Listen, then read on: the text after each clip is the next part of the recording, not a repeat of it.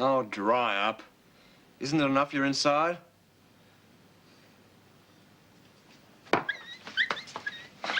Look, don't start that. She's coming back. At least I hope she's coming back. Oh, please let nothing have happened to her. Hello? Will I what? Will I take a call from Mrs. Melissa Jones? Oh, come off it, Beverly. Put her on. Darling, it's me. Look, I took the wrong road and I ended up on this farm. It's about 60 miles from Burrigan. Yes, I'm all right, truly. Well, why didn't you ring? I've been out of my mind. Well, the Haywoods' phone's been out of order. The Haywoods? They've been very sweet and very helpful. You know, they run their farm on a profit and it's not much bigger than ours. Can I stay here and learn how they do it? Well, what about Adelaide? Well, I can't learn how to run a farm in Adelaide. Is it all right if I just stay a little bit longer? They're going to show me how to do the books tonight. Well, you are coming back. But don't be silly. Of course I'm coming back. I love you. Say that again, louder. I love you! Did you hear that, Beverly? She loves me. Well, how about that? I picked you some flowers, and I washed the floor. Oh, it's beautiful. And I dusted. Oh, you've been so good.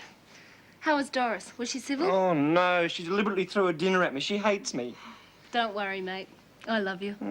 Oh, Molly, don't ever go away again. Oh. Here, come here, come here.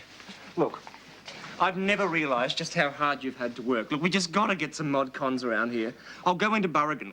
We'll buy a dishwasher. And hook it up to that generator. We'll buy a new generator. No. From now on, we're not spending a penny on anything that doesn't pay its way. Oh. When we're self-sufficient like the Haywoods, then we can go and buy goodies. Oh, Bren, you should see their farm. Everything feeds everything else, and what they don't use, they swap. Any chance of swapping Doris? Doris is going to be one great piglet machine. It's barefoot and pregnant for her from now on. Do you realise how much valuable waste we've been throwing away? We've got to start digging it into the ground.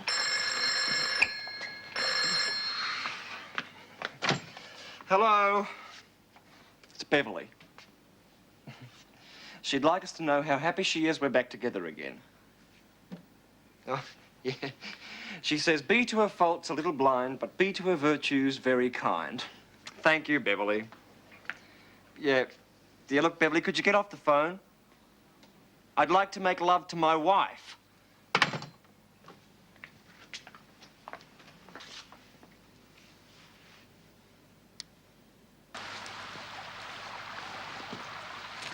There you are, Doris.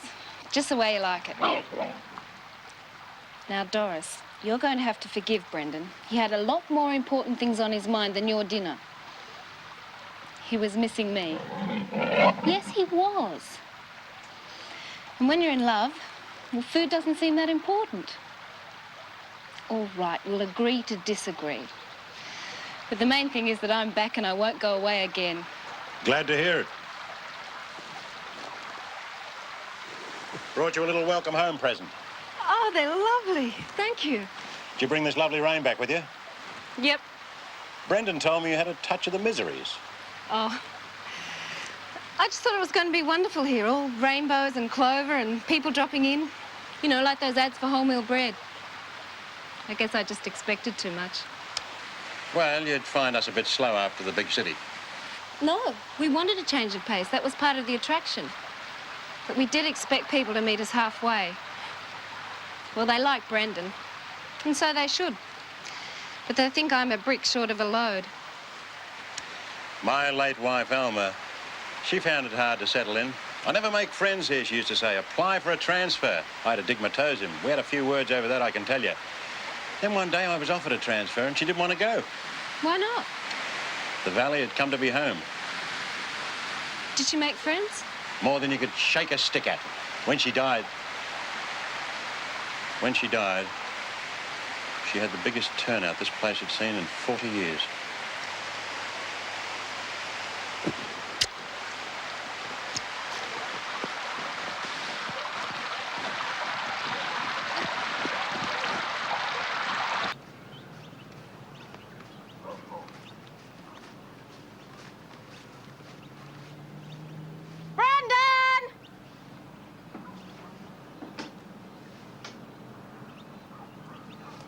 Thank you. It's mine. See that? Oh, yuck.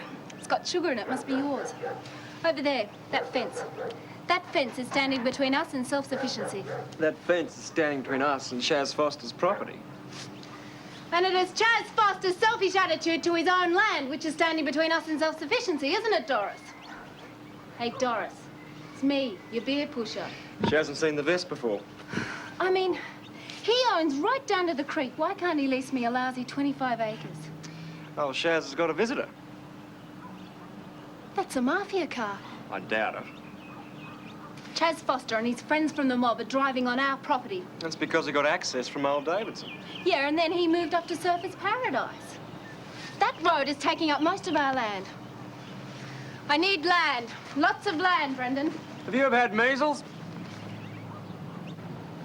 My mother took me to a measles party when I was 6. Also a chickenpox party. Good. It's right through Gully Road. And there was a mumps party for boys. And I gate crashed it.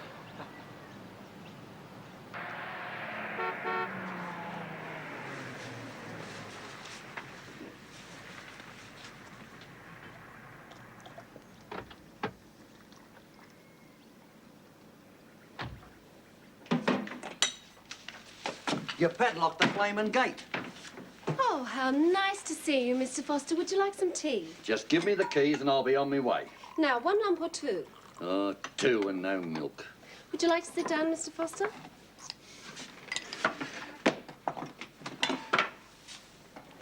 Now, an asparagus roll? Sandwich, perhaps. Hey, what's all this about? I wanted to speak to you, Mr. Foster.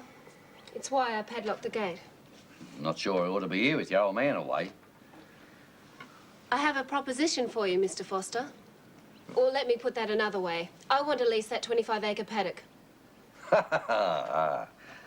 Not on your flaming life. I need it to make this property self-supporting. I'll buy this place from you and pay you more than old Davo diddled you for. Buy yourself a nice, decent block over in the river flat. Hey, that's not a bad Leamington. Why? Who was in that black car? A Yank mob. They want some land here. Need the access to the road. Midwestcon? Sell. Well, you don't want a smelter next door now, do you? Now, can I have the keys? Thanks.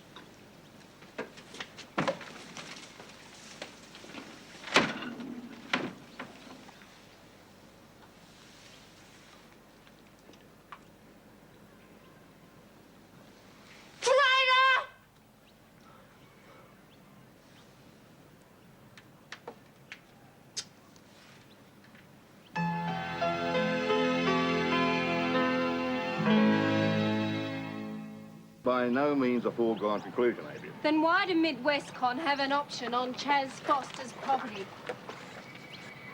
Excuse me, dear, we're on They've the air already here. got an option on Chas Foster's property, and they're trying their octopus bullying tactics to make us sell our few lousy acres.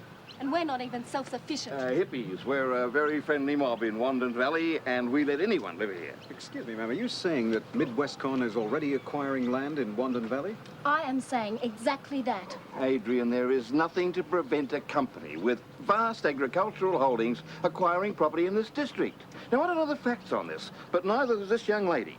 Now, for all we know, it could be another division of the company. Oh, that's rubbish, and you Look, darn well love, know it's a free country, and if Chas Foster wants to capitalise on years and years of hard yakka, then as far as I'm concerned, it's not up to us to judge him by, well, I don't want to be rude, miss, but by trendy city standards.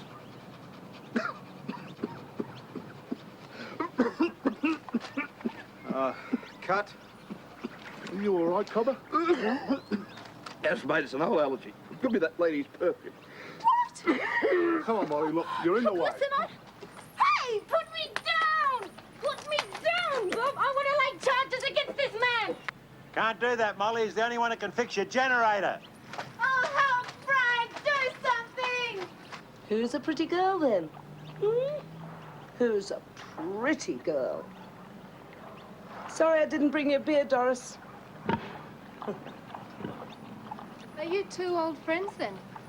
Oh, No, I just drove out to see Mr. Davidson. Oh. Well, you missed it by a couple of months. Oh. You're Bluey Ashdown's wife. I saw you this morning. And you're the girl.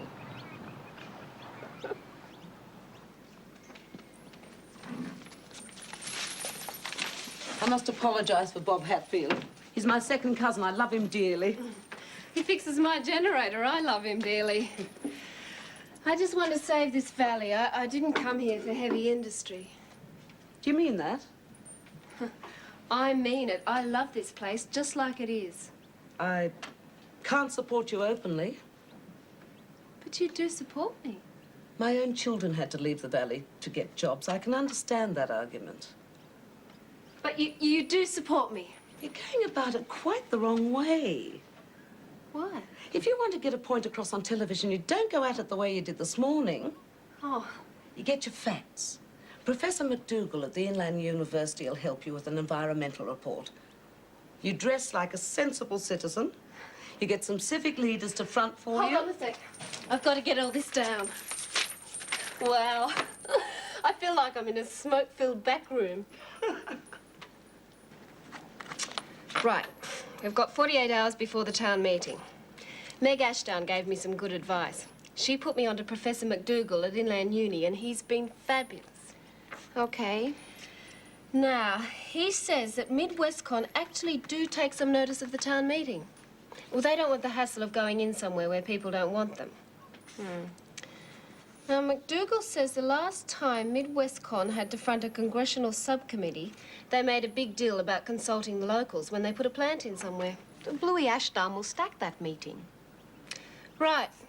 Well, the women won't be there, the old people won't be there, and the children whose valley this would have been in 20 years will not be there. Right. Right? Well, that's why we need a petition. So that the people who otherwise wouldn't be heard can still be there. The people, yes. You do that, and no one will sign the petition. Aha, you haven't seen my disguise. I copied it off Tammy Fraser on the television.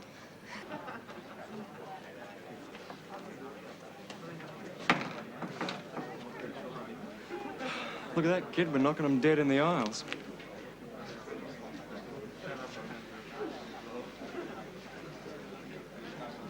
It's like being invisible. Yeah, imagine that. You walked into a room and nobody screamed. Put on their dark glasses or anything. See that woman that just came in? I'm sure I know her from somewhere. That's better. The young matron who just came in, the one wearing a suit. Somebody I should know from the CWA? Back in a tick.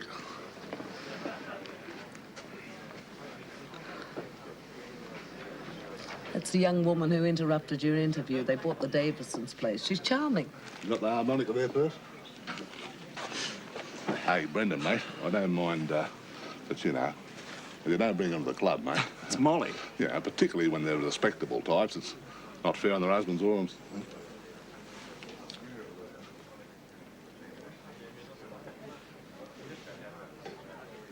Scrubs up well, doesn't she? Well, I was walking along the hotel corridor when some idiot in the bar downstairs... Excuse me. Vicky, sign the petition. Molly, I don't think that industry's such a bad thing for Wandon. It'll pollute the animals. I've seen so many of my friends have to leave because they can't get a job. You don't want Doris to live next door to a smelter, do you? Sorry. You're forgiven if we win. Doris? Friend of Molly's, hot stuff. Just not getting the rain at the right times, that's all. Signatures, anyone? Hello, dear. You're looking very much nicer tonight. Thank you, Mr. Ashdown. Sign the petition? You know, you ought to sell your land.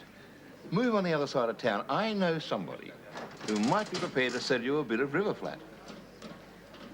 No, thank you, Mr. Ashdown. You're looking very much nicer yourself tonight. Thank you. Wish she was on my side. And what do you believe the real issues are? Jobs first, jobs second, jobs third. We're concerned about pollution controls, Mr. Ashdown. Well, that's fair comment. What about pollution controls? Will they be adequate? Mid-Westcon's engineers have assured me that a newborn baby could breathe the products from their stack. That's a hideous lie. Mr. Ashdown and Midwestcon know that a report made by a joint government committee states that this district could suffer real pollution problems if the smelter goes ahead. I have got a copy of the relevant pages here. Rubbish. Are you denying that such a report exists? I was in Japan 6 weeks ago myself. The waste products, so-called, are purer than the air we're breathing now. Yeah, so pure they tore the lining off his throat. And you can get that crap. Well, I'm sorry, Blue. It's the voice of the people. $1 billion industry for the state. Hundreds and hundreds of jobs. You better know what you're doing, girl.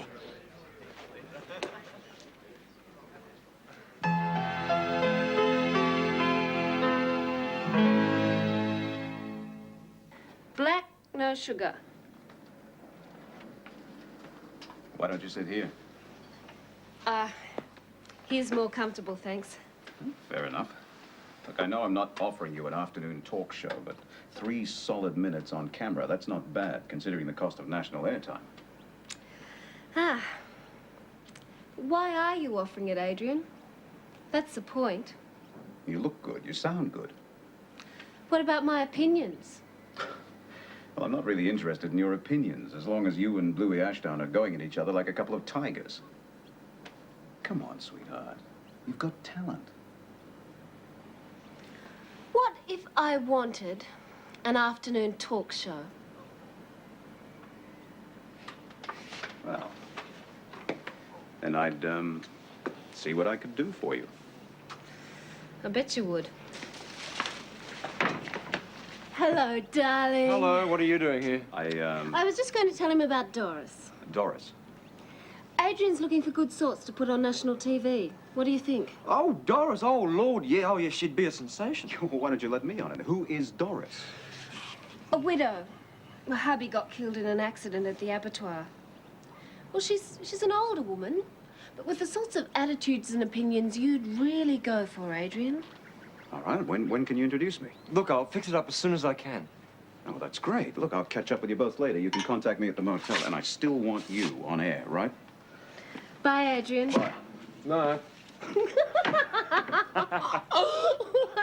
There goes my chance of stardom. Be a big thrill for Doris, though. And Adrian. Oh, I was, thinking about money. We could be sitting on a fortune. Well, it was just a thought, Mo. Doing your lotto system? Sort of.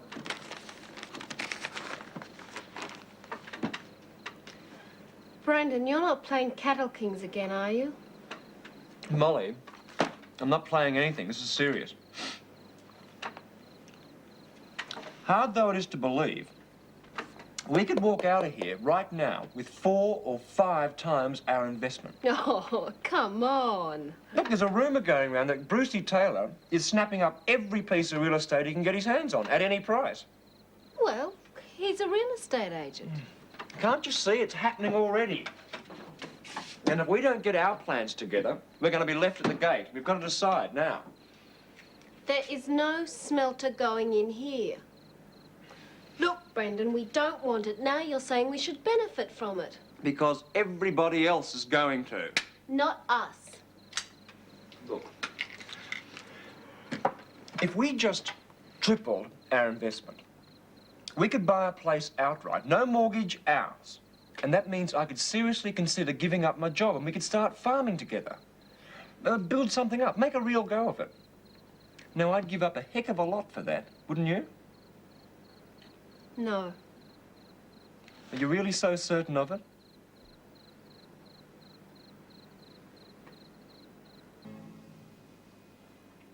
Looks more intelligent when you can't hear him. Oh, he's not a bad bloke, really. Bought a bottle of champagne for his date with Doris. What did he do when he discovered Doris was a pig? I took it really well. Kicked the gate in. Oh, turn it up, Brendan. Blue Ashdown's on. Hi. Oh, good day. I didn't expect to see you here. What a welcome. I thought you'd be down at the club giving him a hard time. Oh, I couldn't be bothered. It's bad enough having to look at him on television. As you know, I've been spending some time with people in the valley, meeting some old friends, making some new ones, being enemies too, but a man without enemies is a man without convictions, they say. Well, people in Wandon Valley don't want the Midwest Con smelter here, and I don't want it here. Opinions against it, a survey done by my government's committee's against it, and I'm against it. You've won, Molly, you've won. I've advised my leader of this, and I can announce that after a telephone conversation with him only moments ago, I took the strongest possible stand on it. The strongest possible stand. We've all got to stick behind our beliefs and principles, whatever the cost. Bloody hypocrite.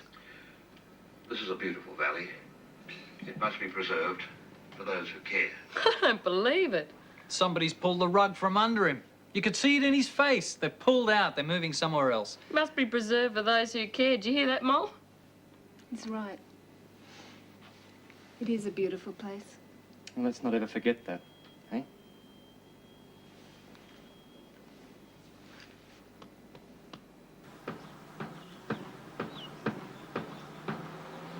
Do you want me to wait? No, lots of shopping to do. And I want to buy Simon something. There's nothing you can buy that hasn't been bought. Right, we'll take on all comers. We'll take on all comers for $5 a round. Now, Mickey, the Wodonga media, he'll take on all comers for $5 a round. He's only a welterweight, but he'll take on all weights. Mickey, the Wodonga media, will take on all comers at $5 a round. $5 a round and $20 if you last 3 rounds. And a little interest on the side if that's your fancy, gentlemen. Looks like fun. What is it? Boxing. Horrible. Anyway, I've got to go to work. How are you getting home? Oh, I'll hitch a lift. Don't worry about me. Bye. We'll take on all comers. We'll take on all comers for $5 a round. The Wodonga media, the greatest fighter since Vic Patra.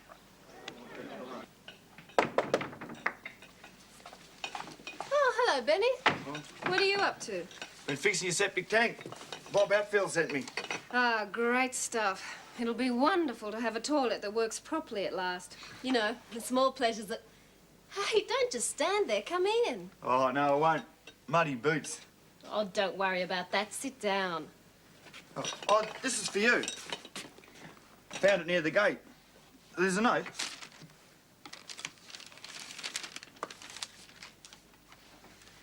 Oh, it's from the local ladies. They're giving me the jars to bottle things in. I've never felt so much part of a community. You know, in the city, the neighbours smile good morning and complain about the dogs barking at night.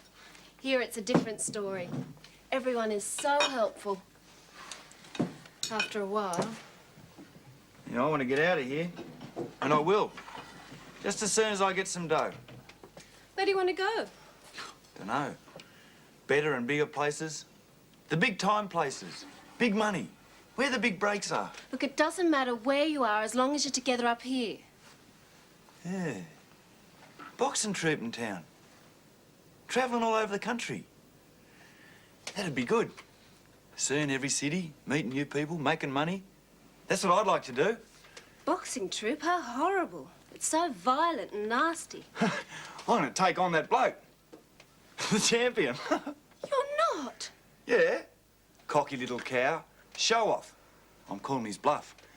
I bet he goes to war in the ring. I bet he's a pushover. Look, Benny, be sensible. I'm doing it, Molly. I already gave him my name. It's on. Oh, I'm disappointed in you, Benny. Why? If it's what I want to do, I should do it. Yes, I suppose so. I'd like to ask you a favour, Molly. Ask away. I'll need a pair of shorts for the fight tomorrow. Good shorts. Flashy, you know. I know. I haven't got a pair of flashy shorts. Or a robe. Haven't you? I was thinking maybe you could jazz up me old shorts for me. With me initials and a coloured stripe down the side. Look, I told you I hate boxing. Now, why should I do it? Because I want to make a big impression. Because if I do well, I might get this bloke to take me with him on the troop. Hey, Molly. Oh, hi. Hi. What are you doing here? We came to watch the fight. Do you hate boxing? Yes, I do, but it's no good being against something you don't know anything about. So I've come to watch. Great.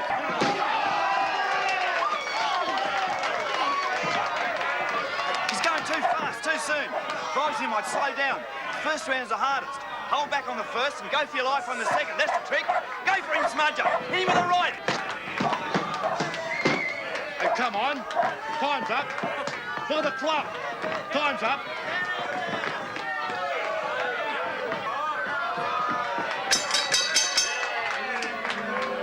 What do you reckon, Molly? You enjoying it? I think it's disgusting. I saw you laughing and cheering. Me? Don't be ridiculous. Come on. Oh, his nose is broken. No, it's nothing. It's just a blood nose. My head, no, it's broken. We've got to get him to hospital. See? What did I tell you? That's what happens when you become a fighter. Look at him. Smudger's won the fight. He's won $20. Police car's outside. Come on. Molly, this corn is delicious. You know how sometimes corn can taste dull, boring, tasteless? I know. Well, this is a delicacy. Thank you, darling. I'm very proud of you, having grown it with your own 2 hands. And I'm very proud to say that the crop is coming along very nicely. Hi, Benny. How are you, mate? Good. Hi. Hi, Molly. Sit down. Thanks. Oh, there's your gear. Oh. Far out. Have some corn. Oh, thanks. Great fight, you say? It was revolting. I bet you like it once you get a taste for it. Everything tastes getting used to. Isn't that right, Brendan? That's right. Never. Hope the champ gets well soon. He's gonna have to face me. I'm looking forward to that. I had dreams last night and everything. Benny, look what happened to Mickey, a pro, a guy who fights for a living. Imagine what could happen to you. I'm not scared.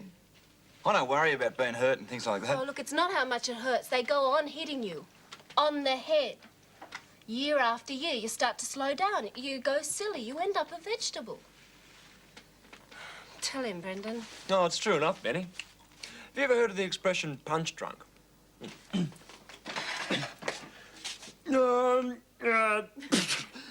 I ever tell you about the time that I took the welterweight title off the Pitt Street Puncher? I gave him a left in 1958 and a right. No, you don't want to end up like that, do you? This could be my only way out of Wandon Valley. There are other ways.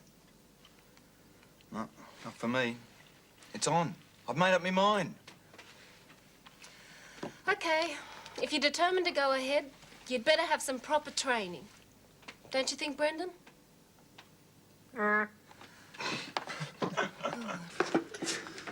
Fatso. We thought you might be missing each other. G'day, mate. How are you? And I bought you another corn casserole. Another. Yeah, for when you get up. Brendan says you're hoarding them. Right. Well, pop it over there. Unless Fatso's interested. Oh, you don't want to spoil him. Well, he needs some compensation. How's life on the inside? Well, I can't really comment in front of the nurse's wife. Oh, look, where is he? I need to see him. Yeah, well, he's never around when I need him either. Dear old Fatso. And is she feeding you all those roots and leaves? He's eating to compensate. A bit like his keepers. Well, I'll be out of here soon. It's Mum who's doing the real binge. I didn't know she cared. Frank Gilroy's leaving town. Frank? Never. He's setting up a flat in Sydney, he told me. Only for visits, he says, but that Laurel woman's got him on a string. Yeah, well, I reckon Frank and Fatso have got a lot in common. And you wouldn't hold Fatso down with any piece of string. Well, quick, under the bed. I'll be a diversion. Ready? Come in. Hello, darling. What are you doing here? I came looking for you. Well, that's fair enough. I'm in and out of this room often enough. Brendan, will you stand in for me? He needs a second. Not him, no, Benny the boxer. No, Benny the septic tanker. Yes, he needs someone in his corner, he says, and that's me because I sewed his shorts and lent him that ratty And who's going to kimono. fix the septic tank during all this? Listen, Brendan, do what she says. What's going on? Nothing. That fight needs medical supervision, mate. I'm counting on you, Brendan. There's a funny smell in this room. Look, hurry, darling. It's nearly lunchtime already. Benny? Oh. How'd you make it? Look, I can't be second. Thanks for asking. Brendan will instead. You been boxing on? I haven't. Neither has she. Okay.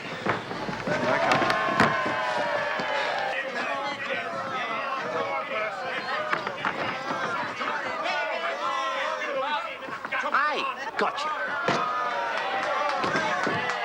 Look, there's still time to get out. Yeah, these fellas pack a wallop, so keep your guard up, okay?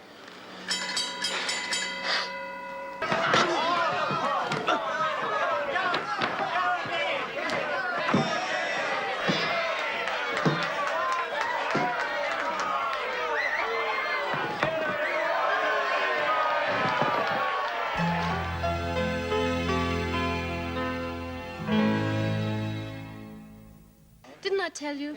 Didn't I say it was awful? I thrashed him. A real pro. Benny? What you say? You could have killed him. Never knew I had it in me. Not for certain. Far out.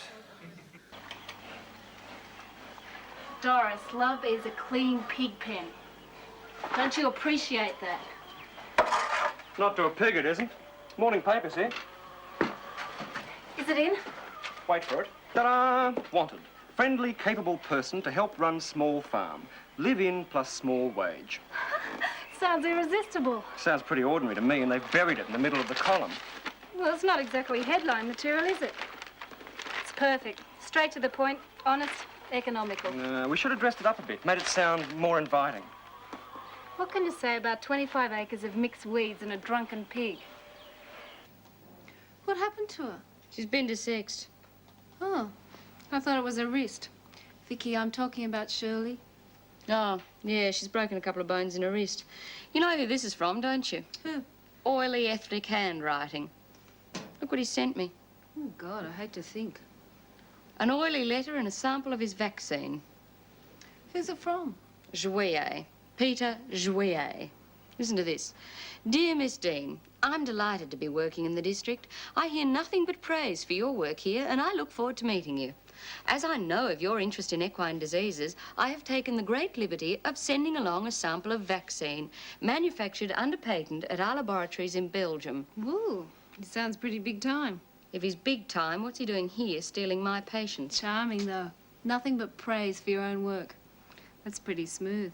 Praise from whom? The people he's pinched from under my nose? Do you think the vaccine will work? Patent horse medicine, most likely. Come on, you. I've got to go out to 10 Mile, deliver more worm tablets. Oh, yeah, I've got to go to the bottle shop and fetch Doris's pint of ale. Any news from the ad yet? No. One call from a man who wouldn't give his name. Wanted to know if there's any heavy lifting involved. Ooh, you're a bit stunted, aren't you? What's the matter? Aren't you happy here? Look, just think big, think luscious, think bird's eye or something. Hello, Mrs. Coote. How are you? Mrs. Coote, are you all right? No, Molly, I'm not. What on earth's happened? Just let me get my breath back. Now, look, I think you better come inside and have a cup of tea. No time. Others to be warned. Warned? What's happened? Thieves, Molly, thieves. Oh, what they've done is too dreadful. What have they done? Cleared my garden, taken my vegetables, all of them, all gone. No. Oh, it's despicable, despicable. Oh, that's awful. I'm warning others, all my neighbors. Oh, that is just so terrible. Have you been to the police? Oh, no, not to young Frank Gilroy. He's hopeless. Yeah, but surely he'd be Now, able you just guard your vegetables, Molly. Now, I must go. I've got others to tell. Look, if you need help replanting or anything, I'd be glad to give a hand. Oh, my dear, how kind, how neighborly. Thank you. Now, you just keep your eyes skinned, remember? Yes, I will, Mrs. Coote. Bye-bye. Boy, stealing an old lady's veggies, that is just the pits. Well, they're not going to get you lot, that's for sure.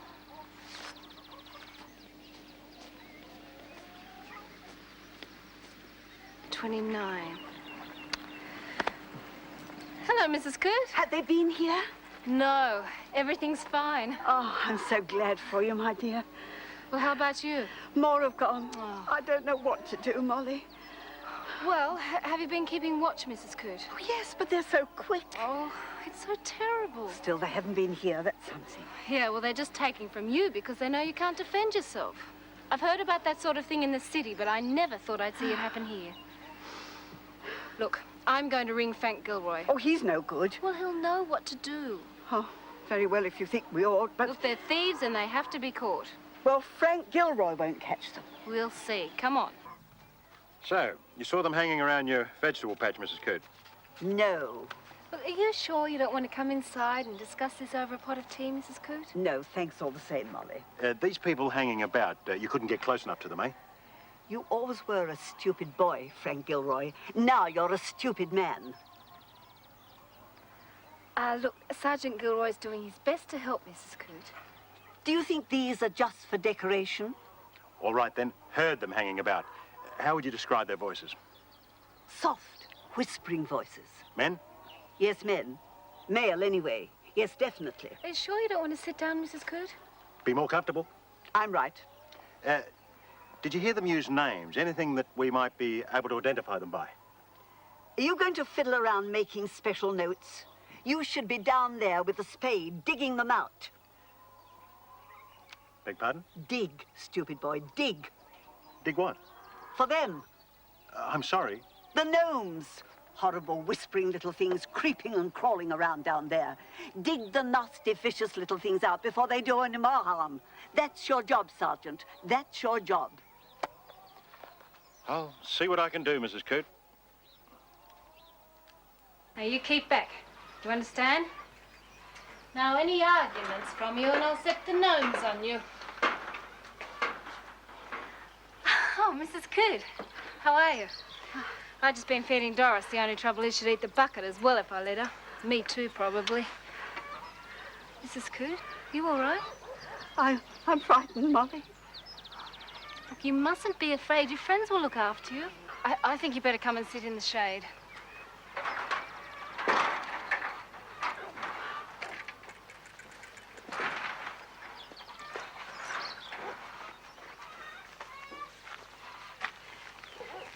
Those gnomes are making horrible sucking sounds. Horrible, greedy sounds.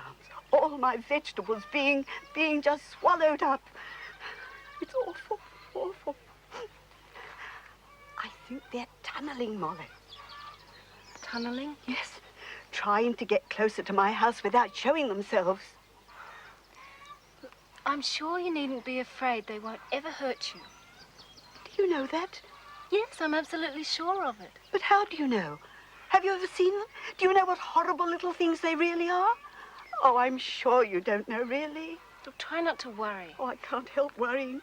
The police won't listen. Nobody comes to help me. Nobody cares. They're going to come into my house and eat up all my food.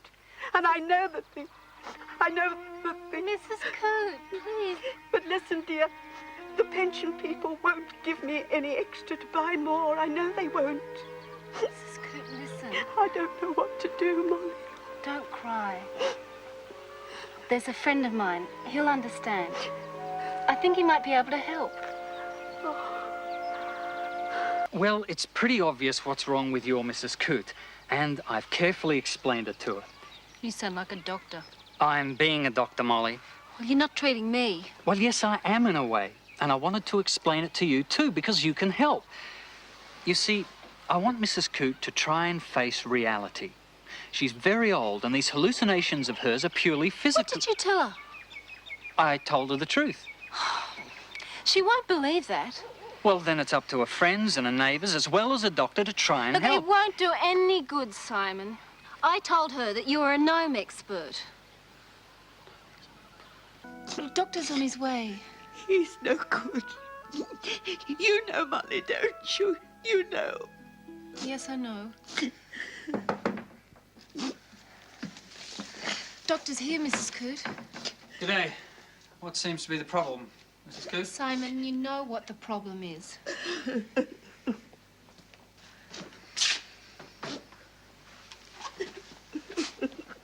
We can't go on like this, can we, Mrs. Coote? Mrs. Coote, are you listening to me? Now, something's got to be done. Tell them to go. I'm going to give you a sedative. Tell them to go, please. I can't do that. Why not? Because they aren't there. Well, they are to Mrs. Coote. And to Molly. Molly sees them. There aren't any gnomes, Mrs. Coote. How do you know? Have you ever looked? Oh, Molly. Well, Simon, have you? Look, why don't you go out there and have a look? Mrs. Coote, why don't you take out Dr. Bowen and show him? Simon. Simon, please. This is ridiculous. Well, it won't be the first time you've looked ridiculous, will it? Come on, Mrs. Coote. Let's go. Come on. It's all right. Oops.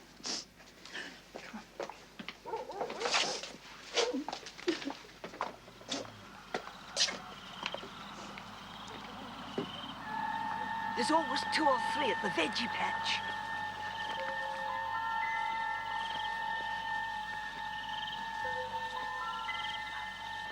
Molly, you got me into this.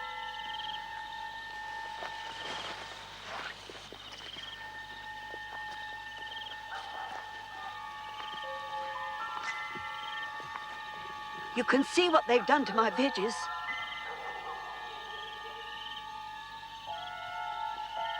There he is, look. Look, he's shot over there, underneath that bush. Mrs. Coote, I want to explain to you that... Look. Oh, yes, I can see him. He's there, look. Yes. There, Simon. Look. Oh, horrible.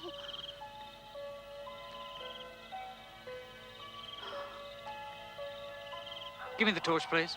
Be careful. Stay back, both of you.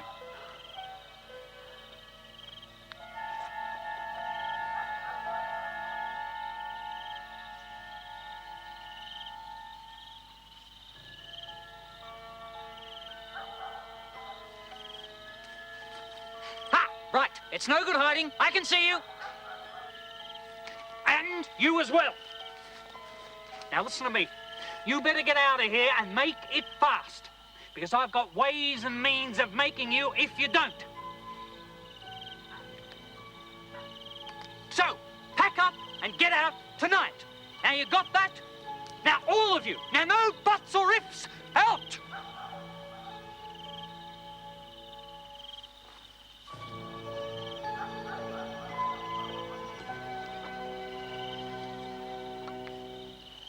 Thank you, Doctor. You were terrific. It won't cure her, you know that, don't you? Yeah, but it might give us some peace of mind for a while, though. Thank you again, both of you. Just another triumph for modern medicine, Mrs. Coote.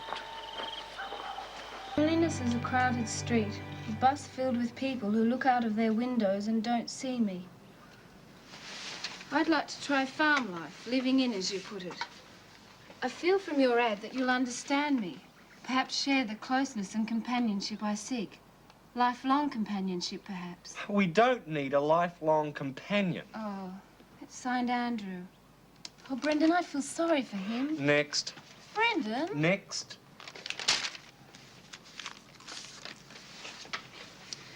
Dear sir, we thought you might be interested in our service for those mature enough to enjoy viewing adult video movies in the privacy of their own homes.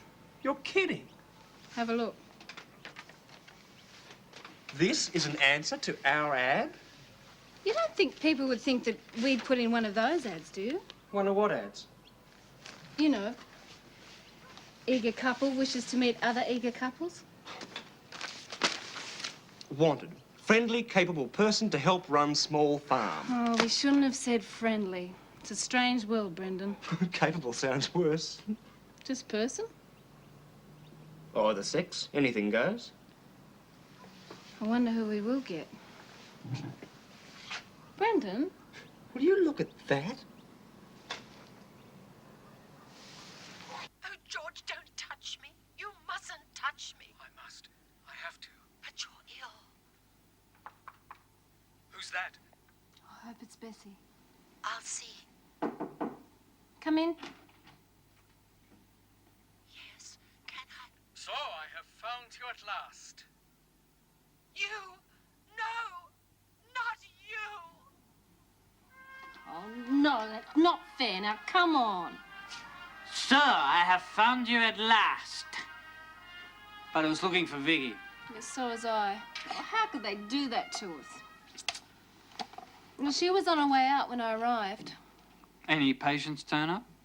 One.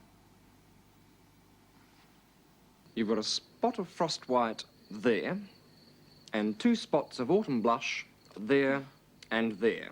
Now, what's this? Some new kind of makeup? No. It's a sign that I've been working on the guest room all day. Terrific. Now, what's for dinner? Autumn blush carrots, frost white potatoes, and burger brown beef. Stew. Lovely. That's not what Margaret Fulton called it. Going to show me the guest room? Not yet. Not until it's a dream home. Hey, there were these 2 kids at hospital today. Oh, you and your kids. Mother came in with burns. Bad? Bad enough. Family's going through a real rough trot. Father's out of work, travelling to a job in Broken Hill, and the mother gets burnt cooking over a campfire. Oh, there's nothing worse than burns. Kid's a beaut, chalk and cheese. You'd love the little one. I would? He's just like you. Bright, affectionate, good-looking, and 4 down. Sneaky. Sneaky, am I? I meant it only in the nicest possible way.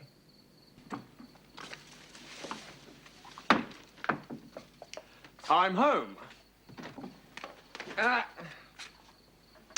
How's it going? Finished. Paint's dry. It looks beautiful. I'll show you in a tick. Do you remember that patient I was telling you about, the woman with the burns? Uh-huh. Yeah, well, they're in real strife. You see, he's out of work, and he's travelling to this job in Broken Hill that starts next Monday. Yeah, you told me. Yeah, well, I don't think she'll be out of hospital in time for them to make it. So he's going on alone? Well, that's what it looks like. Brendan, what about the children? There were children, weren't there? How are they going to cope? Yeah, well, I was going to mention that. Brendan, we'll have them here. We've got the room. Why didn't you think of it before? The poor little things have... For someone who's supposed to like children... So it's all right then if we have them? Of course it's all right. I've got their things in the car. Kids, your Auntie Molly. G'day. Hi.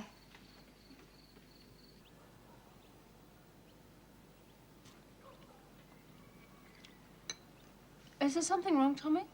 I don't like cornflakes. Is there something else you'd like? You'll never eat them, will you, Fusspot? Shut up, Olga.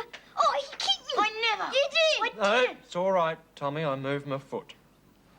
I ate frost bubbles. What are frost bubbles? Got sugar in them. I'm sorry, Tommy. We don't have any frost bubbles. He's a whinger, Molly. We have cornflakes, bran, muesli, bacon and eggs, souffle Romania, beef Wellington. I want frost bubbles.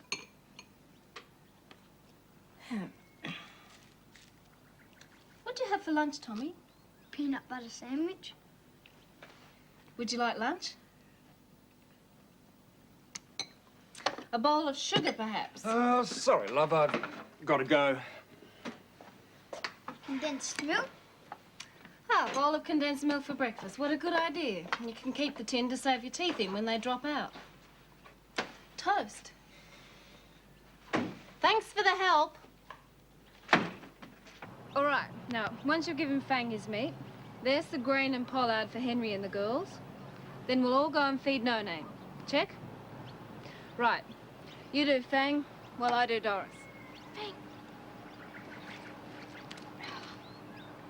Now, suit you done. It was your fault. What's the matter? He did it. It was him. Boys, I am not really interested in whose fault it is. I just wish that you could go for 5 minutes without starting World War III. Now, come on, 1 bucket each. Follow me. Mark, now you're the eldest. You're supposed to have more sense. Let go of that and take the other one. I never. He hit me and I feel sick. Are we going to feed the animals or not? Mark, feed the chooks. I'm ringing the doctor.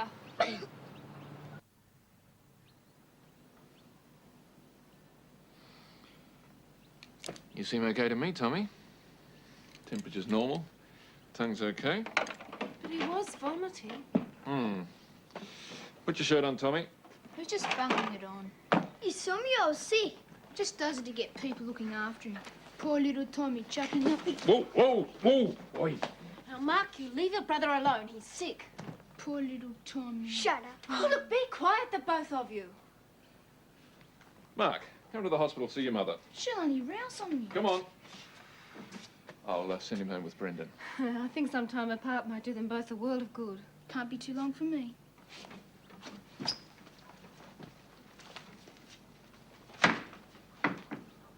Well, isn't that nice? You're all right now? Hey, what's the matter? I'm sick. Oh, you poor thing. Look, how would you like to help me make some pancakes? Yeah? Great. Sure you mean to do that? Yes, Comrade Korchnoi, I mean it. I'm about to take you to the cleaners. Well, as long as you mean it.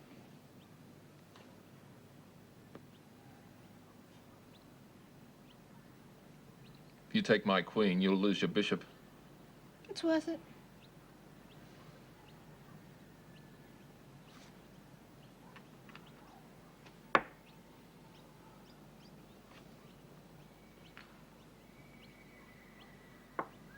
Want to resign? I shall fight on. Look at this! Look at this we got! You've always got to do it, haven't you? You've always got to mess things up. I'm sorry.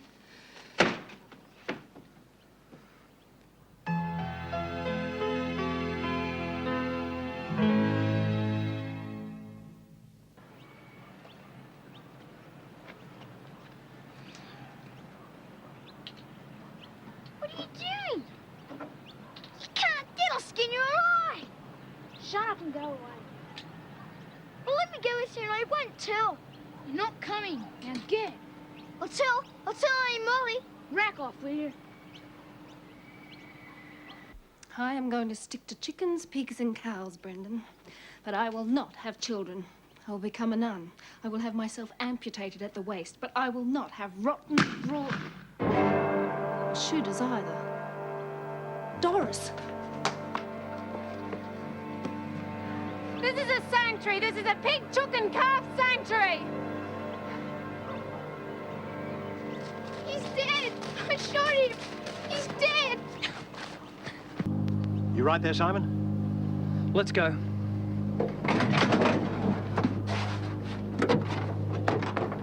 You two hop in the front.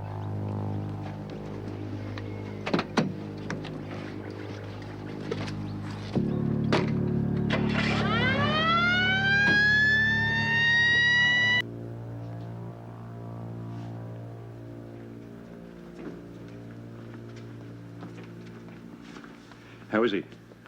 Oh, well, they're still operating. But he's going to be okay, they think. I see. Look, I thought young Mark here might be better off with you for the time being, if that's all right. Yeah, that's fine. How are you feeling? Okay? Yeah, I'm all right. We've had a bit of a chat, you know, trying to figure out exactly what happened. It was an accident. All right, son, nobody's saying it wasn't. He jumped out in front of me. All right.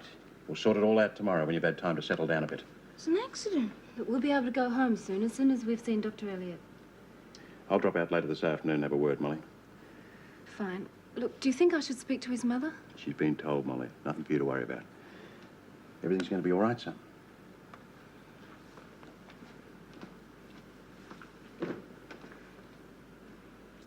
Look, you can probably see your mum now.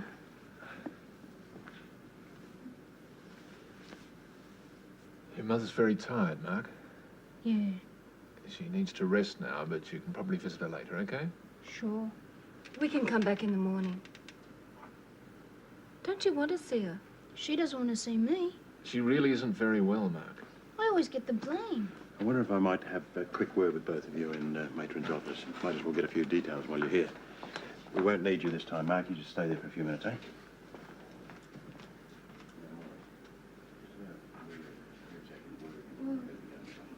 inside and I heard it and I thought it was somebody, shooters, hunters, I don't know. Well, it was, the shotgun blast came from fairly close, 2 or 3 feet, but obviously wouldn't deliberately shoot his own brother. Well, he wouldn't. One day it'll be too late to be sorry. Too late. Too late.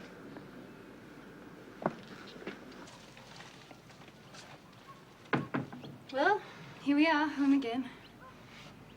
Come on, sit down. I'll make us a cup of tea. How about you? You must be dog-tired. I am.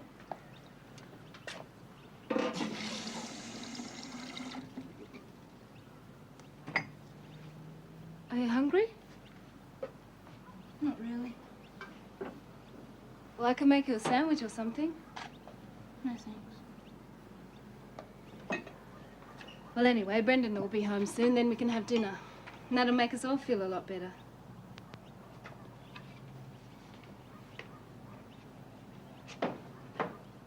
Do you think I meant to do it? What? Do you think I meant to shoot Tommy? No, of course I don't. Yes, you do. Everybody does. Everything I do is wrong. Oh, Mark, that is silly. Well, I hate everybody and I wish I'd killed him. Mark! Mark, stop it! Well, I hate you too. Why don't you leave me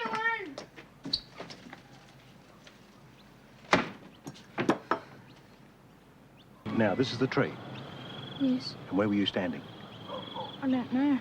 Well, near the tree or closer? I don't know. I can't remember. Look, it'd be hard to remember exactly. I know.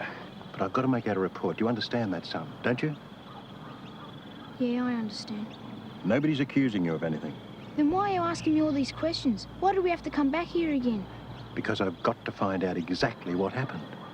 I told you what happened. I know, but I have to put all the details in my report. So let's get on with it, then we can all go home. It's just, it all gets mixed up when I think about it. He jumped out. Yeah, all right. Let's just take one thing at a time. Now, this has got to be the tree because we can see where Tommy was lying. Now, were you walking or standing still? Try and cast your mind back. I know it's not pleasant, but if we can get this out of the way now, we can forget all about it. I thought he was a rabbit. Were you standing still? I don't know. I just lifted up the gun and I shot him. Did you know it was Tommy? I don't know.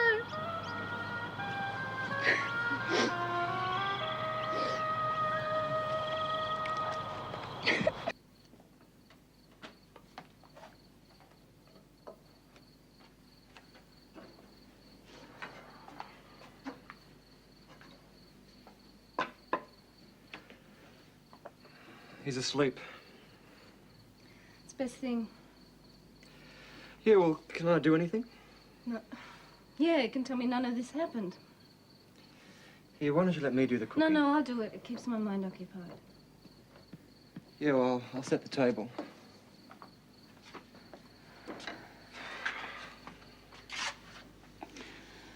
Oh, that poor kid. Oh, he'll pull through. No, I mean Mark. You should have seen him out there today with Frank. I could see it all going through his mind. I don't think I've ever felt so sad. Oh, he'll forget it in time. His dad's coming out tomorrow. Why didn't he tell us about that damn gun? Well, it's a bit late to worry about that now. Some people just don't deserve to have kids. Look, Molly, don't get involved. Don't get involved, Brendan. We're right in the middle of it. You know what I mean. But something like this could scar his mind for life. And I don't think his mother realises it. You know what happened at the hospital this afternoon? She was too tired to see him. Too tired. She didn't want to see him. What? She just didn't want to see him. She told Terence. She's convinced Mark shot him deliberately.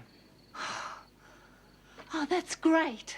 I mean, he blames himself anyway, and everyone is always telling him that he's nothing but trouble. And at that age, you start to believe it. And now his own mother... Shh! Now his own mother is branding him as a murderer. Molly, please.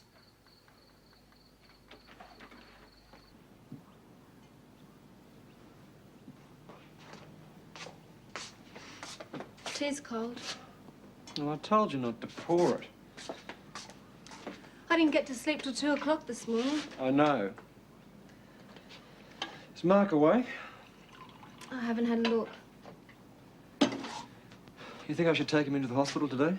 Oh, I wouldn't. He's confused enough as it is already. Just leave him here with me. Think you can handle it?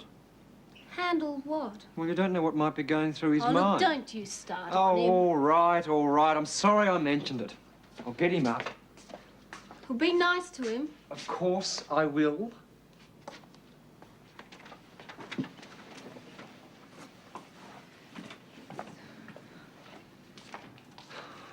Look at this.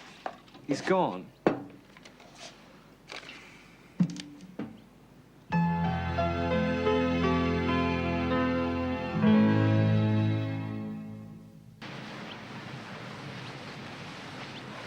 We'll keep going as far as the creek. Then I better get in touch with the other group, see if they've spotted anything. How far do you think he could have gone? It's hard to say. Could just be hiding somewhere. He's got nowhere to go, really, has he? Be different if he was a local. He might have some favourite spot or something. He's very upset. Don't worry, we'll find him. Keep your eyes peeled.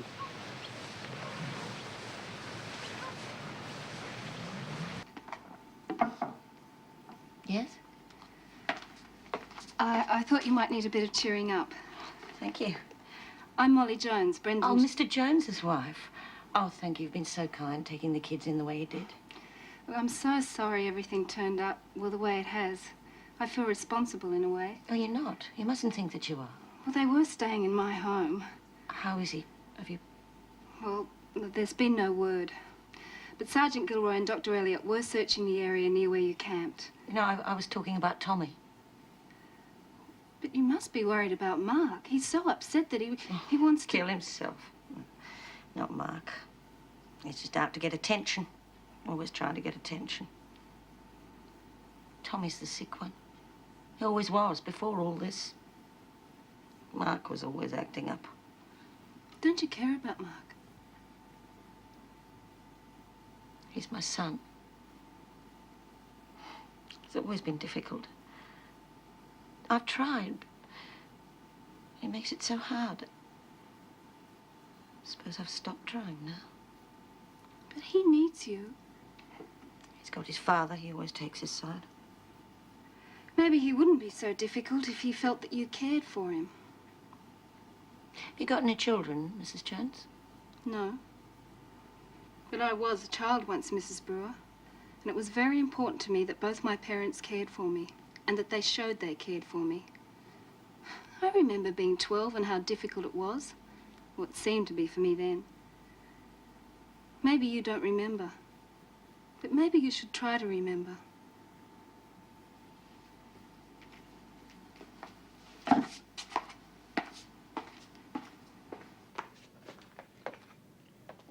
Why am I here? You've had an accident. With a gun. Must have thought you were the Lone Ranger or something. Where is Mark? Oh, he's waiting for you. But first, you've got to get lots of rest. You've had an operation. Ever had an operation before? Will I get into trouble? Why should you get into trouble? Mark took it. Yeah, we know that. But why should you get into trouble? I was hiding and I jumped out and tried to scare him. Well, as long as you tell the truth, I don't think you'll get into trouble. What about Mark? No, I don't think he will either. Hurts. Yeah, well, I'll get you something for the pain.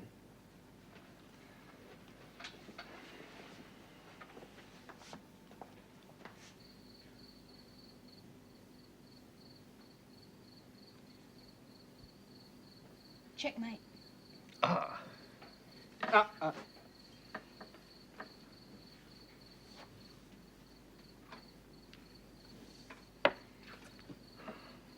Sure you mean to do that?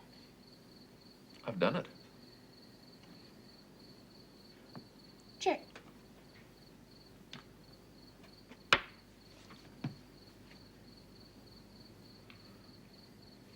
Checkmate. Done like a duck's dinner. You didn't see it. Yes, I did. What a game. Oh, it's getting a bit late. No, that's enough now. Time for bed. You better go before you push your luck too far. Well, luck had nothing to do with it, I'm afraid. It's just too damn good.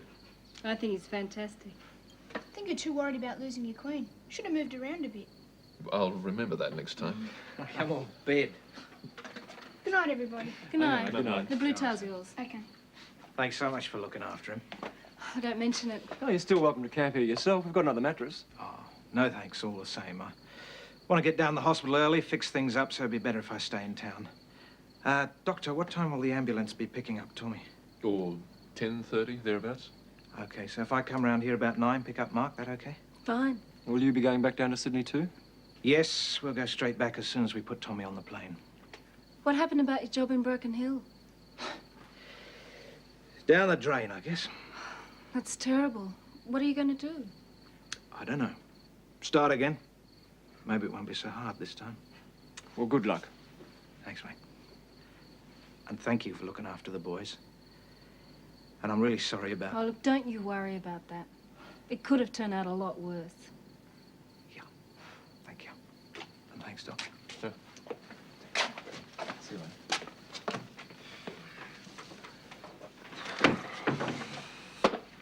Coffee. Yeah, why not? Big day. Big day. Eat up, Doris. It helps.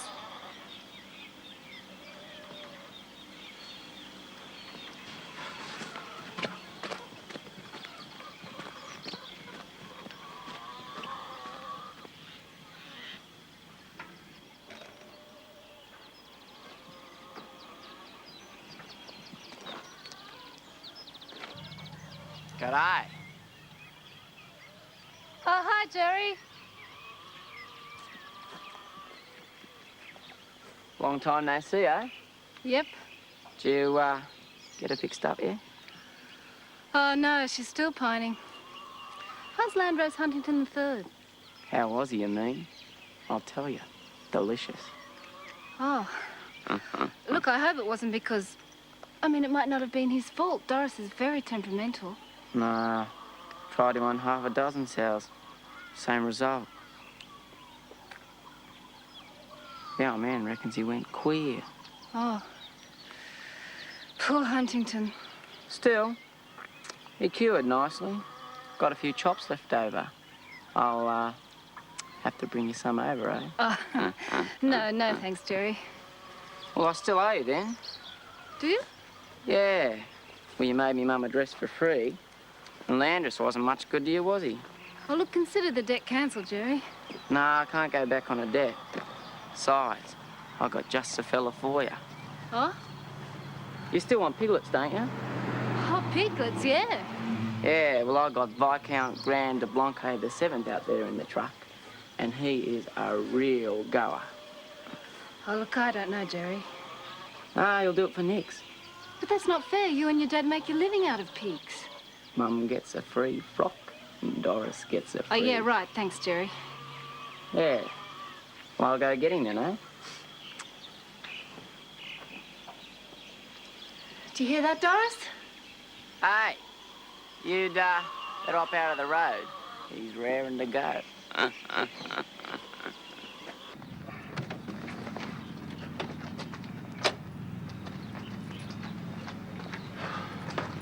Whoa there. Here, let me give you a hand. I'll take the cart and you take the bag. Oh, thanks, Got your Frank. car here? Yeah, it's just across the road. Oh, right. What's all this? Stuff for Doris. Milk powder, bran meal, soy meal.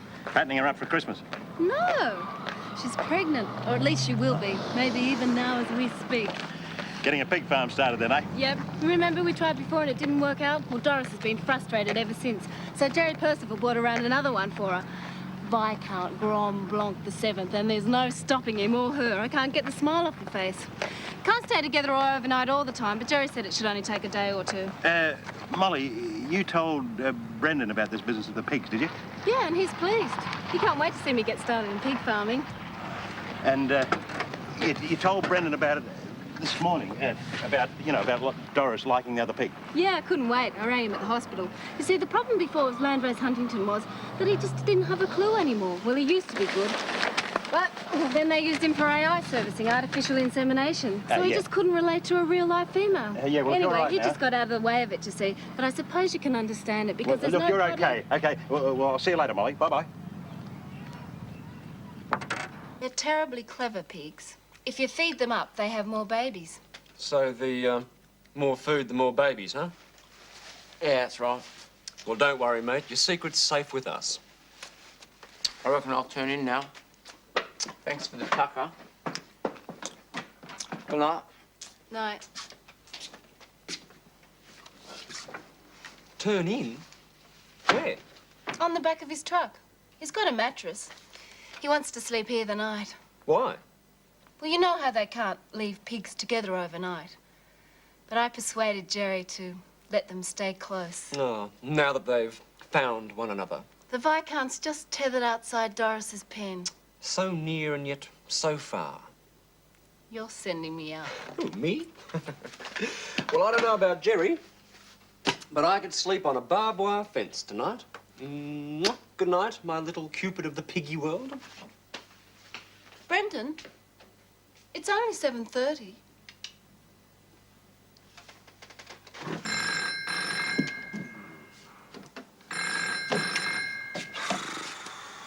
Hello. Oh, hi, Mother. You can't? Okay. Okay, I'll be right in. Oh, no. You don't have to go to work. Yeah, an emergency op. They can't find Simon.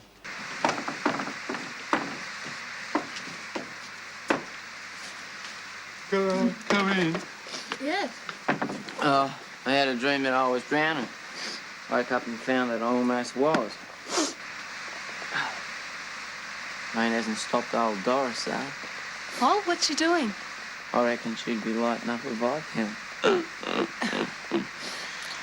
Jerry, I thought you separated them. Yeah, I did. I put the old Viscount outside Doris's pen, but he nosed his way in again. Oh, isn't that wonderful? So it's not just a marriage of convenience. No, he likes her all right. So he opens the gate Yeah, in the middle of the night yeah. to go to her. Yeah. There's no keeping them apart. Yeah, well, good night, Jerry. Oh. Nighty night.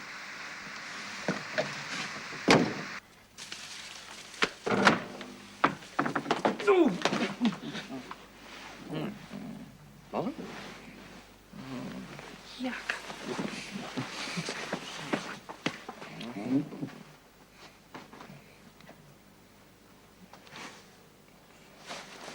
Hey, Jerry, wake up.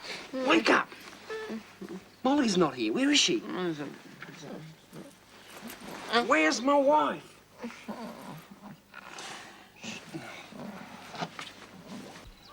Molly!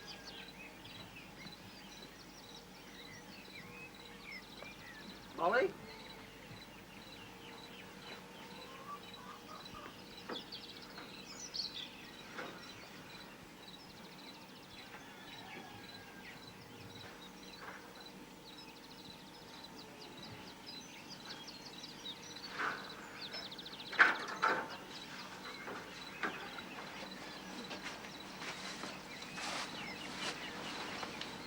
Molly? Are you all right? Oh, I got a crick in my neck. Look, what's going on here? What's Jerry doing up in the house while you're outside? Oh, I felt safer out here with Doris and her inamorata. What, he didn't try anything, did he? No, but with all this mad passion going on between these two last night, I didn't want him getting any silly ideas. She looks tired. Sated. Contented. Well, she'll have to be. Because Viscount Grand Blanc VII and his owner have to go. Right now. Sometimes, Doris, The briefest romances can be the sweetest. Well, Jerry seemed to think the Viscount's done his bit for God and country. Yeah.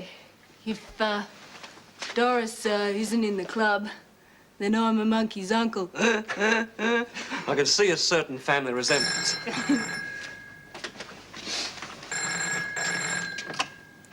Hello, Jones Farm. Oh, hi, Beverly. Oh, but we don't want anybody anymore. Oh, did she? Brendan, someone's replied to our ad in the paper. But that was 2 weeks ago. But she wants the job. Well, tell her we've decided we don't want anybody anymore. But we should see it, just to be polite. No, Molly. Beverly, if she rings again, I'll speak to her.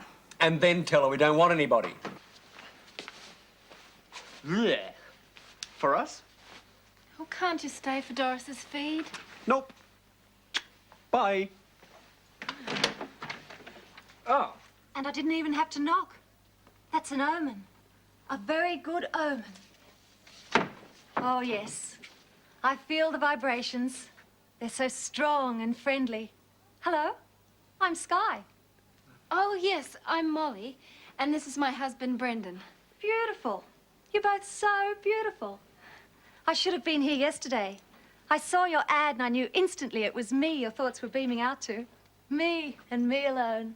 Then why didn't you ring? I stopped yesterday to refresh myself by a sparkling stream, and I decided to meditate.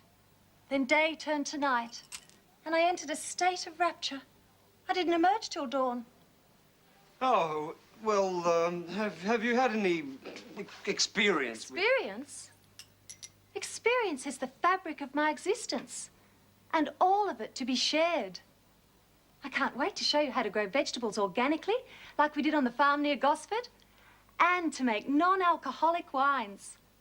I carry the secret recipe entrusted to me by a 94-year-old Italian in the Barossa Valley. Oh, I have so much to give. Oh, well, we'll have to think about it. While you're doing that, I'll get settled in. Won't take me long. I travel light, and my needs are few.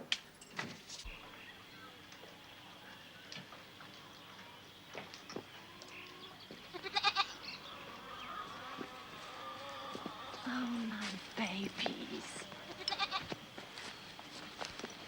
Oh, look, Brendan. Goats. Yeah. I call them Capricorn and Aries. I'm very into astrology. Are you? No matter, I'll teach you. We've talked about getting goats, haven't we, Brendan? Yes, but our own goats? What is mine is yours. Yes, my children, we're home. Home at last.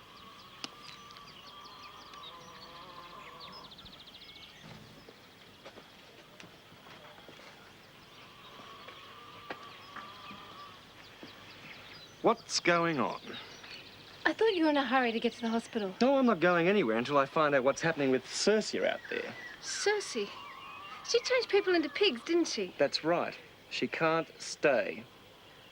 We did advertise, Brendan. Oh, Molly, I don't want another rat bag in the house. Brendan Jones, how dare you call me a rat bag? I meant Bianca. One Bianca a lifetime's too much.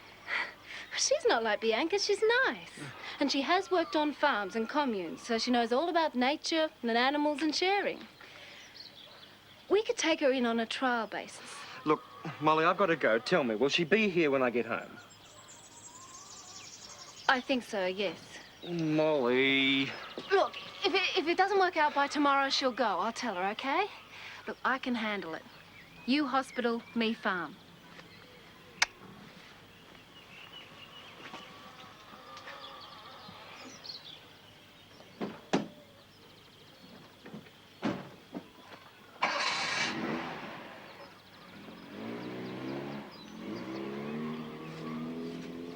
You're not to worry about that hut, Molly. I'll probably sleep under the stars anyway.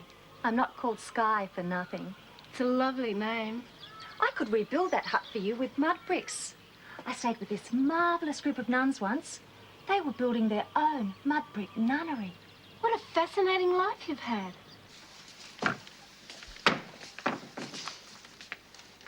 Oh. Hi. And what are you doing up so late? What are you doing home so late? An emergency at the hospital. 3 suspected food poisoning cases. Oh, And what's your story?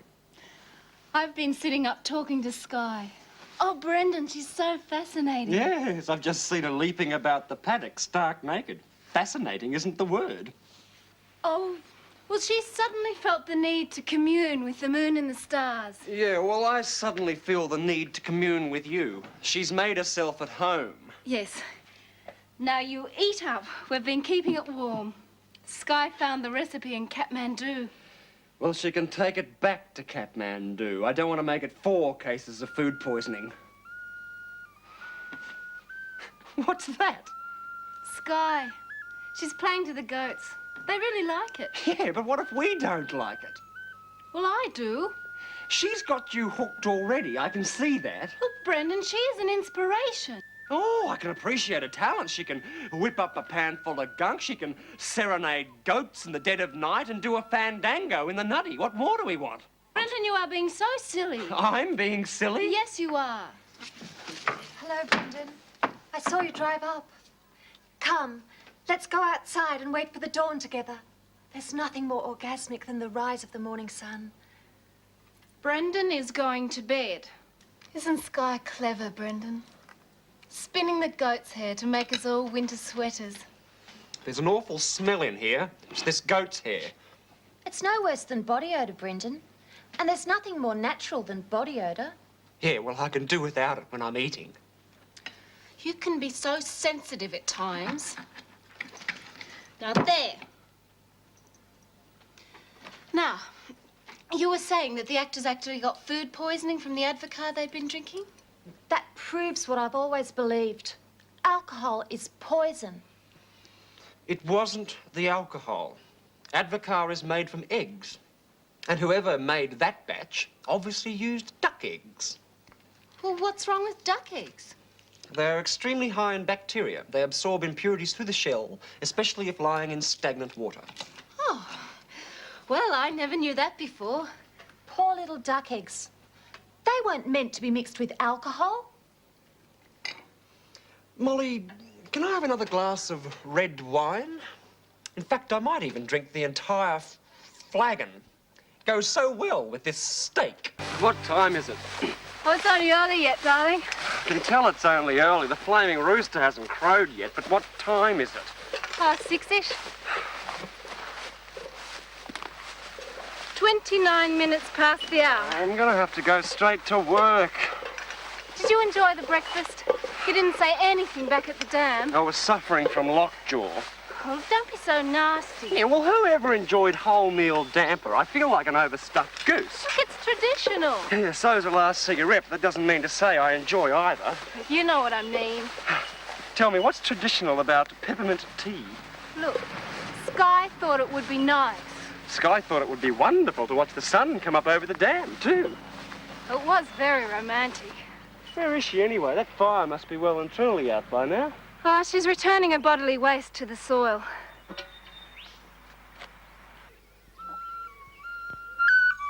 $450 grams brown. 450 grams of milk supplement. You shouldn't mix feed for Doris. She should roam free, choosing from nature's bounty. That's what's happened at all the pig farms I've been on.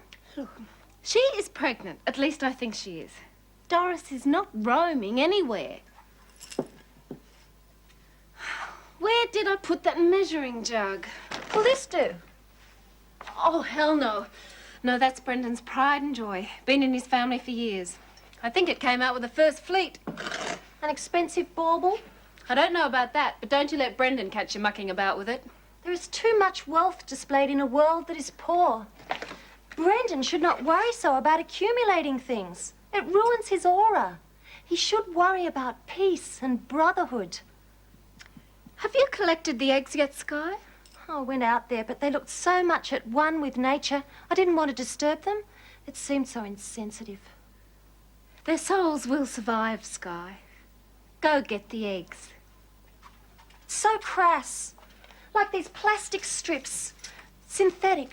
The strips keep the flies out. They could be made of wool for all I care. Grow mint at the door, my poor pet. That will keep the flies away. You must learn to think natural.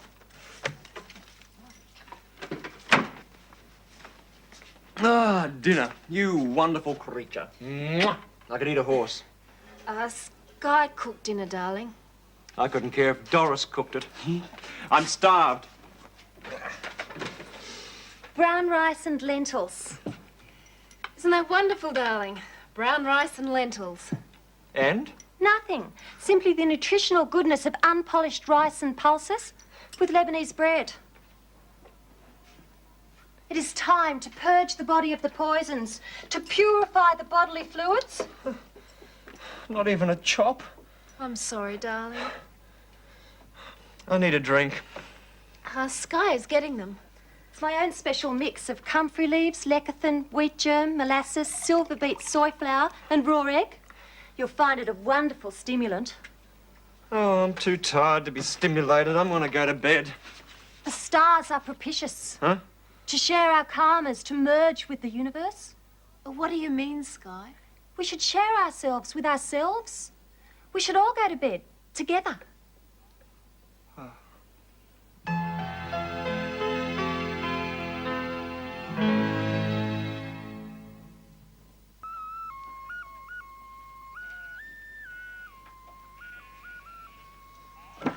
I want to go to bed. I'm worried about Sky. What's there to worry about? We didn't accept her invitation, if you could call it that. I know, but if we go to bed now, what's there to stop her climbing in after us? Molly, once my head hits the pillow, I wouldn't care if half of Wandon Valley joined us. But I will. Where is she now?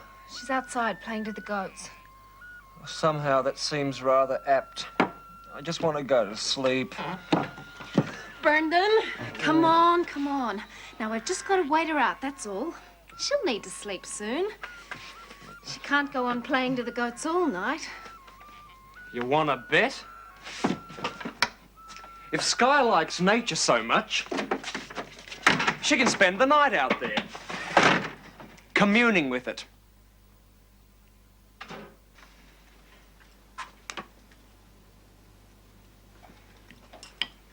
I'm going to bed now. It's a bit early for you, isn't it, Sky? I can sleep any time I choose, unlike some people. I don't poison my body and give myself insomnia. The body is like any engine. You must ensure it has the correct fuel. You don't put petrol into a diesel engine, do you? Good night. Don't believe it. Pinch me. Make sure I'm not dreaming. What's the matter, darling? An early night. We are going to have an early night. Oh, sleep, what kills the ravelled sleeve of care. You idiot. Let's lock her in. Let's chain her to the bed. Come on, let's go. No, I have to do the washing up first. No, to hell with the washing up. Let's go before something happens. Right. Don't answer it. Maybe they'll go away. Now, don't be silly. The lights are on. It's probably the goats wanting a dance. Do you want Sky to answer it? You win.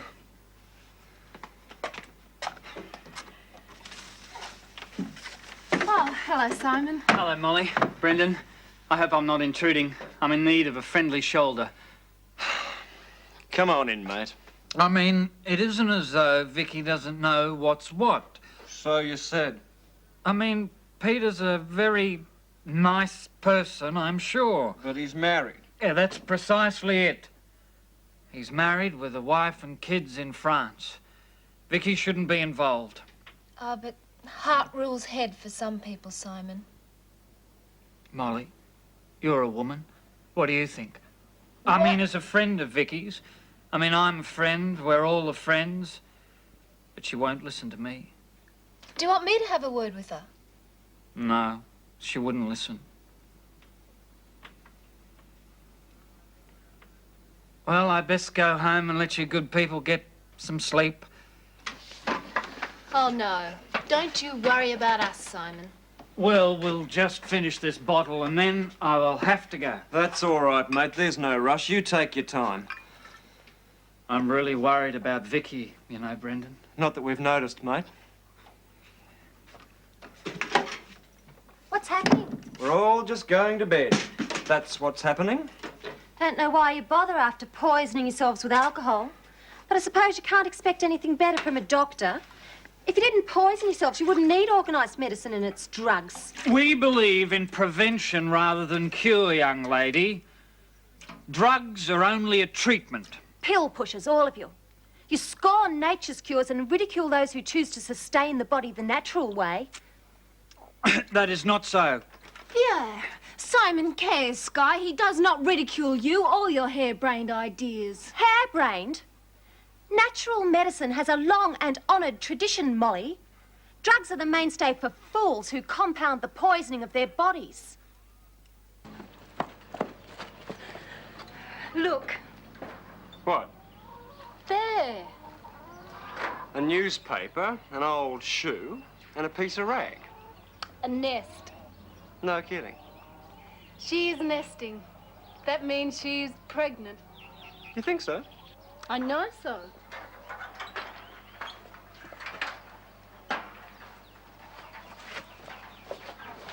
Look. Swollen nipples. You say so. Well, I'll get Vicky to confirm it as soon as possible. But I can tell. I'm getting the hang of it. I am turning into a country girl. It's in here, in your soul.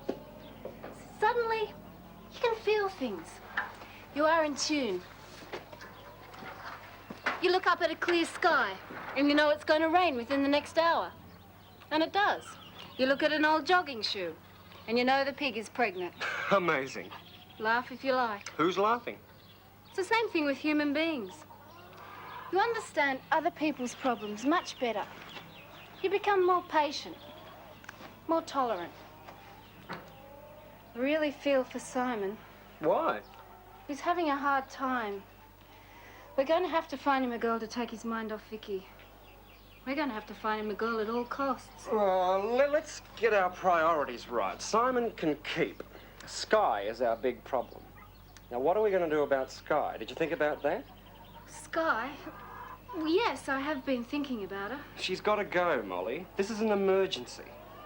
Poor Sky. Oh, no. Poor Sky, nothing. We are being manipulated. She's laying guilt on us, and it's all very clever, very insidious emotional blackmail. Now, we've got to get rid of her before I kill her. Oh, I know. Okay, she'll go. Who's going to tell her? I haven't got the heart to tell her. Who's going to tell her? You tell her. No. We've got an arrangement here. Your idea. Me hospital, you farm. Remember?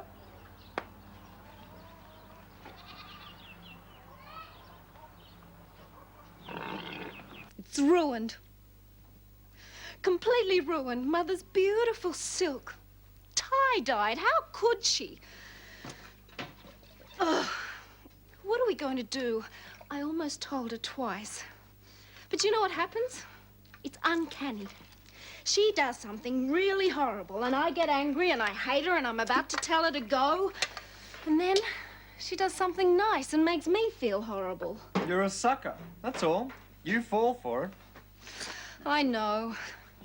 See, take this piece of material, for instance. Now, she's destroyed it. But she meant well. She wanted to be nice to me. Died as a surprise.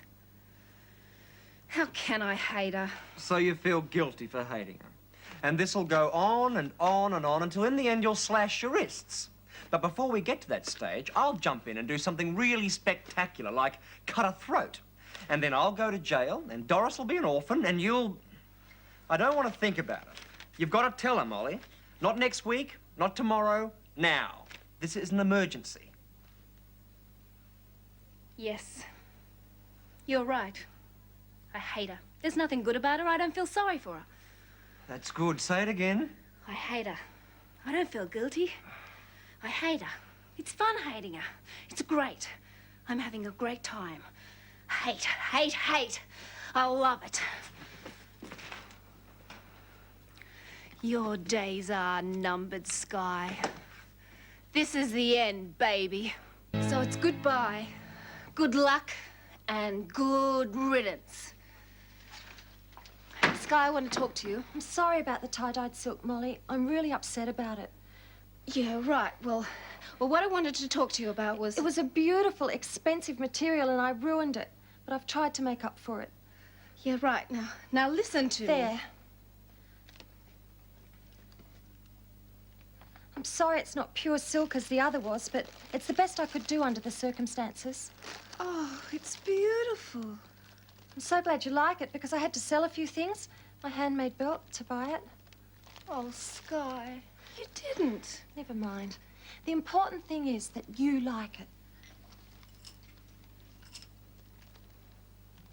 Sky, Brendan and I had a talk last night and we have decided Molly, that you... can I say something? I've been getting bad vibes lately.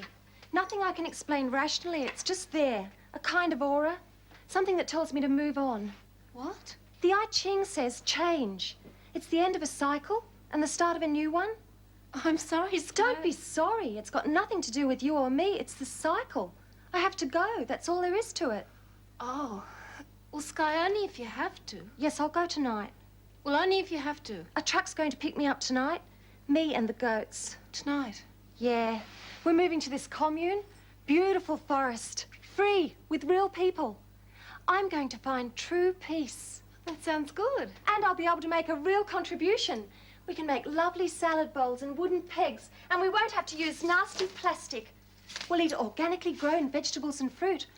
Nobody wears synthetic, only pure cotton. Well, that's nice. I'm glad. Real food, real fabric, real people. Imagine. It's like being reborn. It's a fresh start. I'm so excited. I love you both. You've been wonderful. Brendan has been wonderful. I've had a wonderful, meaningful time, and it's been a rich and rewarding experience for which I'll always be grateful.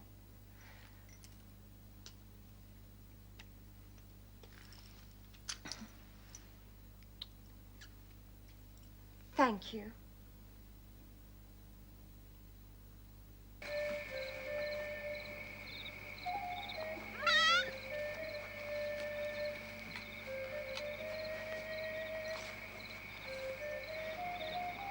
Well, this is it. Goodbye, Molly. Brendan. Goodbye. Good luck. I'll never forget you. This place. This experience. It was beautiful. I learned so much.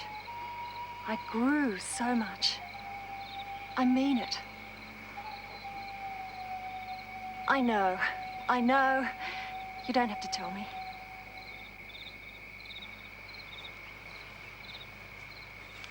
Wait, Sky! Let her go. Sky! Shush. What are you doing? Well, you're not crying, are you? I'm sorry. Well, it's the end of the nightmare, the end of the horrors. Oh, it wasn't all that bad. Yes, it was. What am I saying? Look, just go inside and sit down and relax, eh? Yeah. No. How can I relax? There's Simon. I've got to find someone for Simon. And now I can. Now that I've got the time.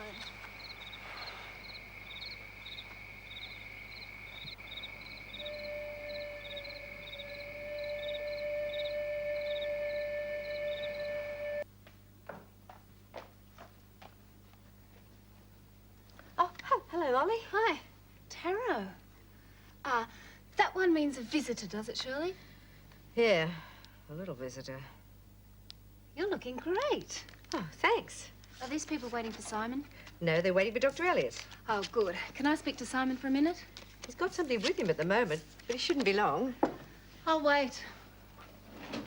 You look really terrific. Not just good, you know. Something else. Something from inside. Really blooming. Blooming?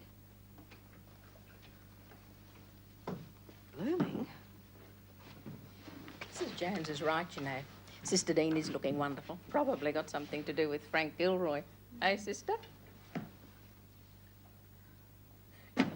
Tonight? What time? 7-ish? I can't. Yes, you can. Molly, I hate blind dates. Oh, don't be a spoiled sport. Thanks, but no. Oh, Simon, please. Look, if you don't come, it's going to be a disaster. I have too many girls. Look, it's not a blind date. It's just dinner. You don't even have to talk to her. And it looks better if I have even boys and girls. Please, Simon, as a favour. So there she was, moving through the fields with the goats like something out of the Old Testament. So poetic, so bloody moving. I burst into tears. It was our big moment. Finally, we were getting rid of all our worries, all the pain and all the misery. And this buffhead starts to call her back. Look, all I want... I had to hold on to her, otherwise she would have run after her, calling, Sky, Sky, come back. Nobody is all bad. Hey, listen, a joke's a joke. Why don't you tell me? What? Who is my blind date? I don't know, mate. Honestly, it's all been cooked up by Molly, but I agree with you. I hate the suspense and then the letdown. Letdown? You're not going to tell me, are you, Molly? No. Just promise me one thing. Promise me it's not Beverly. Because if it's Beverly, I'm not going to laugh, and I'm going to be very, very rude, and you're both going to be very, very sorry. Beverly, or that girl from the Ridge, what's her name? Who? What girl? Well, when I first came here, they took me to a barbecue and introduced me to this farm girl. An Amazon she was, about 6 foot tall and a cross. She loved me on sight, slapped me on the back, dislodged half my vertebrae and invited me to a sheep killing on the weekend. There she is. Come in. Hello, Simon.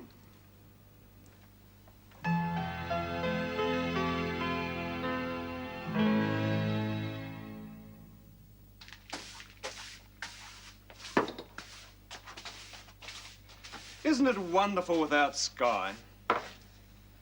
Yes. Say it with conviction. Yes. Repeat after me. It's wonderful without Sky. It's wonderful without Sky. It's a bit better. Hey, how about Simon and Vicky? That was a masterpiece of Machiavellian manipulation. I'm a genius. Well, at least they're friends again, and I take the credit for that. You're right. You're brilliant. I am indeed. Where's my Toby jug? Where'd you put it? Nowhere. I haven't touched it. Well, where the hell is it?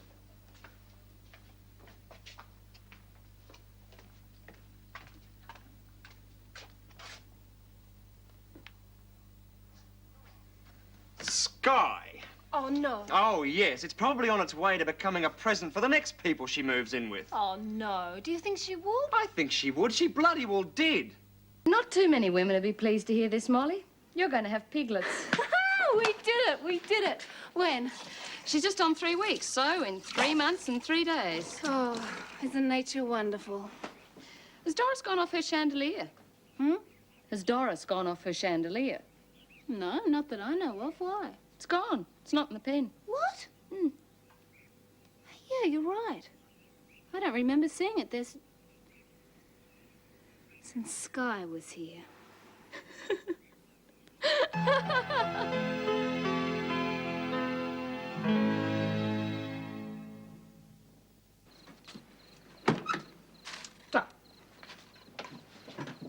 You know, I never thought of Sky as a chandelier thief. Well, she's a Toby jug thief, isn't she? Any person who'd steal a bloke's Toby jug wouldn't think twice about pinching a pig chandelier. Yeah, but we saw her leave and she didn't have it under a sarong. You're right. There wasn't a lot of room for anything under that sarong. Oh, you noticed, did you? I've studied anatomy. So her knapsack was full of my Toby jug, eh? I'd rather it was Sky who took it. Why? Well, I wouldn't want to think any of the locals ran around at night taking chandeliers from pigs. That's silly. Hey, what was Vicky doing out here anyway? Oh, Doris, she's pregnant. Doris? Really? Yeah, isn't it great? Oh, and I sent the Simpson baby home today, too. Oh, she's a dear little thing. You're soppy about babies, aren't you? Well, I think I like it. you want one? A baby. You mean it? Of course I mean it. Oh, yeah! Doris and I can go to antenatal classes together. Hang on.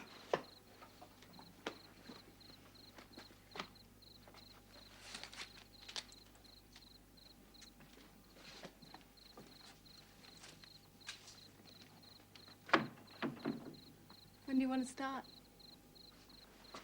Yoo-hoo.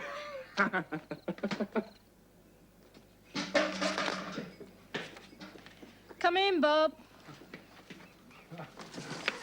How'd you know it was me? Cup of something? Oh, tea.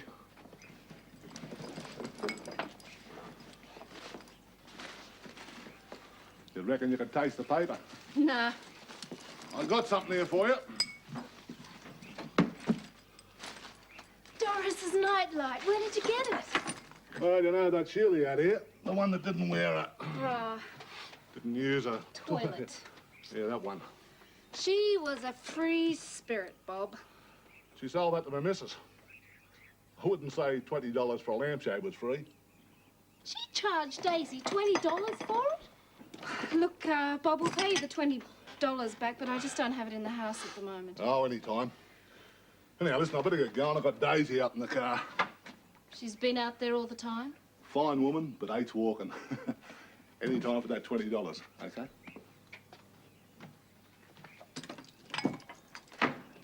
Free spirit.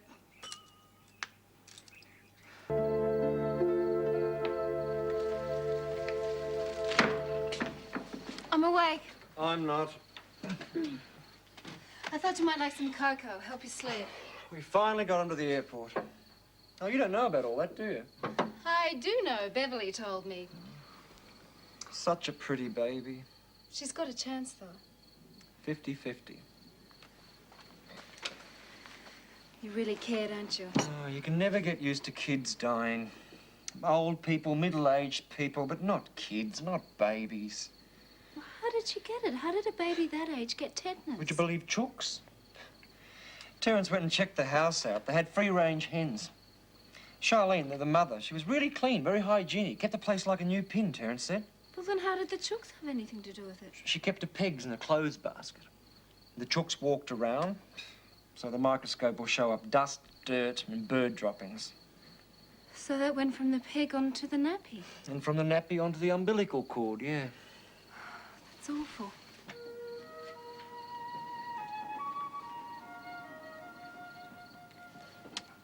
If the baby dies, she'll blame herself. Well, she shouldn't. It's partly our fault. We should have realised the possibility. Burrigan knew of another case.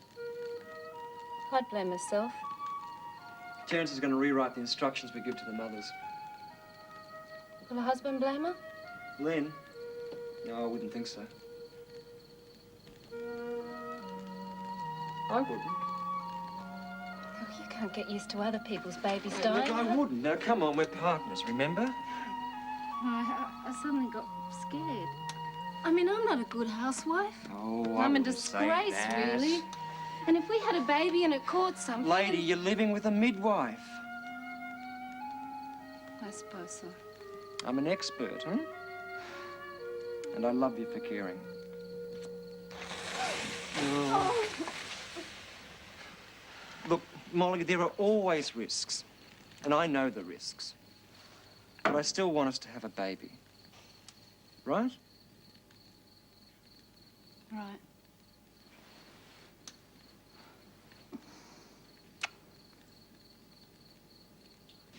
Glad you could help. Well, thanks. I mean, it's the last person I And we expected. thought you'd be needing some company.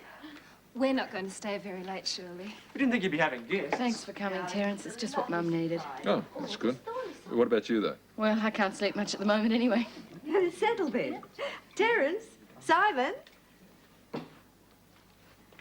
I've got someone to take my place while I'm away. Molly will be delighted to help out in the clinic.